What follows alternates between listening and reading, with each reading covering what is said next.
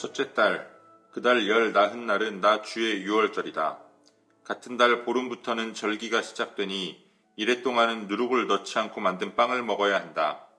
첫날에는 거룩한 모임을 열고 생업을 돕는 일은 아무것도 하지 말아라. 너희는 살라 바치는 제사 곧 번제를 나 주에게 바쳐라. 숫송아지 2마리와 순양 1마리와 1년 된 어린 순양 7마리를 흠없는 것들로 골라서 바쳐라. 이와 함께 너희는 기름에 반죽한 고운 밀가루를 곡식제물로 바치되 숫수 1마리마다 10분의 3 에바씩을 바치고 순양 1마리에는 10분의 2 에바를 바치고 어린 순양 7마리의 경우에는 어린 순양 1마리마다 10분의 1 에바씩을 바쳐라. 또 순염소 1마리를 속죄제물로 바쳐 너희의 죄를 속하여라. 이것들은 아침 번제 곧 날마다 바치는 번제 외에 따로 바쳐야 하는 것들이다.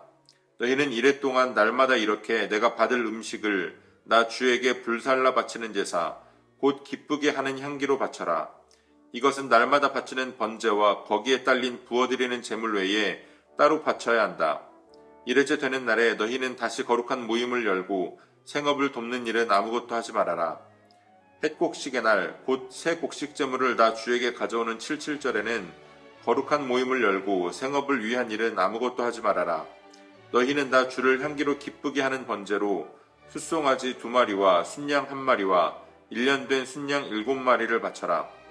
이와 함께 너희는 기름에 반죽한 고운 밀가루를 곡식제물로 바치되 숫소 1마리마다 10분의 3 에바씩을 바치고 순양 1마리에는 10분의 2 에바를 바치고 어린 순양 7마리의 경우에는 어린 순양 1마리마다 10분의 1 에바씩을 바쳐라.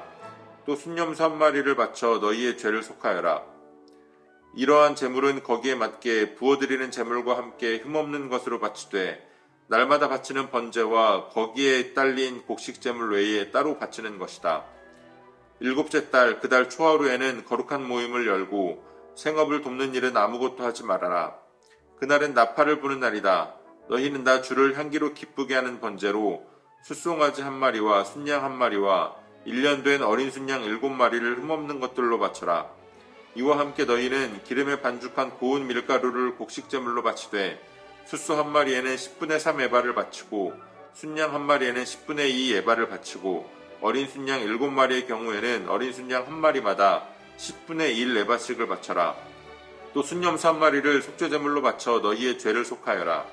이러한 제사는 나 주에게 불살라 바치는 나를 기쁘게 하는 향기제사로서 세 달에 바치는 번제와 거기에 딸린 곡식제물과 날마다 바치는 번제와 거기에 딸린 곡식제물과 거기에 딸린 부어드리는 제물 외에 따로 바치는 것이다.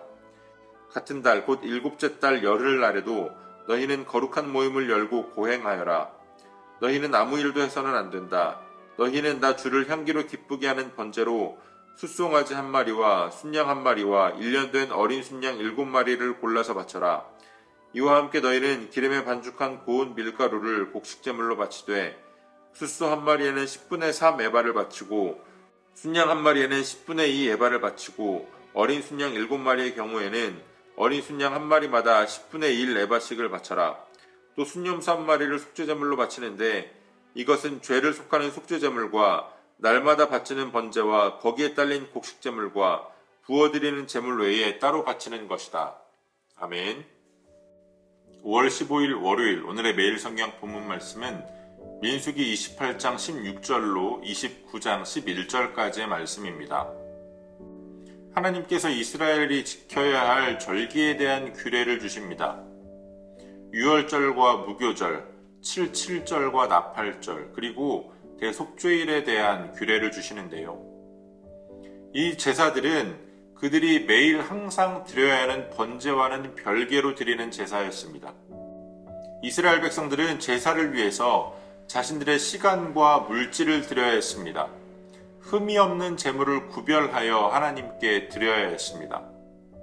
모든 절기마다 안식일을 지켜서 아무 일도 하지 않고 오직 하나님께만 집중하는 시간을 가져야 합니다. 지금까지 이스라엘은 광야 생활을 하면서 광야에서 하나님의 도우심과 인도하심을 경험하며 살았습니다.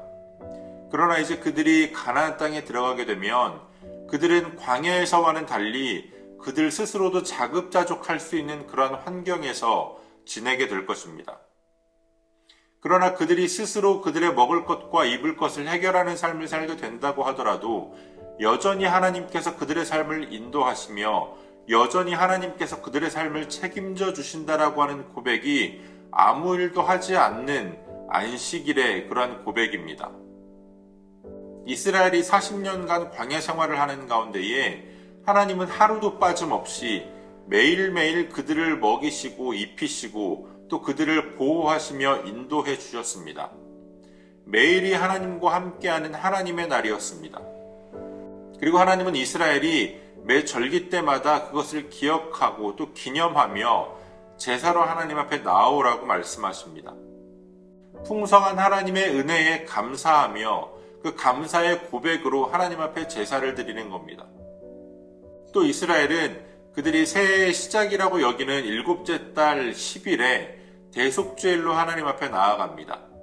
한 해를 시작하며 알게 모르게 지은 죄들, 미처 속죄받지 못한 죄들을 하나님 앞에 고백하고 깨끗함을 입으며 새해를 시작하는 겁니다. 오늘 우리는 구약의 제사의 절기들을 그대로 따르지 않습니다. 또 구약의 제사와 같이 동물을 제물로 삼아서 피를 흘려 하나님 앞에 제사하지 않습니다. 예수님께서 완전한 제사로 모든 것을 완성하셨기 때문입니다.